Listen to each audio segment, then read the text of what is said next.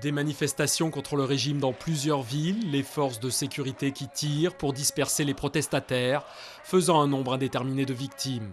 Comme un air de déjà-vu en Syrie, où la répression a déjà fait 1200 morts, alors que l'Union européenne et les États-Unis déploient des efforts accrus pour isoler le régime de Bachar el-Assad, mais se heurtent toujours à l'opposition de la Chine et de la Russie. La Grèce a un nouveau gouvernement. Son défi, gérer la crise de la dette. Le Premier ministre Papandréou a nommé un poids lourd du PS au poste clé de ministre des Finances. Evangelos Venizelos devra faire adopter d'ici la fin du mois un nouveau plan d'austérité. Première étape, un vote de confiance à l'Assemblée.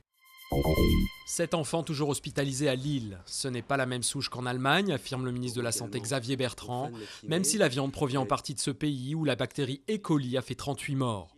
Les enfants ont été victimes de diarrhée sanglante après avoir mangé des steaks hachés surgelés vendus par les magasins Lidl. En attendant les conclusions de l'enquête, tous les lots incriminés ont été retirés des rayons. Nicolas Sarkozy le confirme, Anne Lauvergeon, présidente du groupe nucléaire depuis 10 ans, ne sera pas reconduite dans ses fonctions. Luc Courcel, actuel numéro 2 d'Areva, va lui succéder.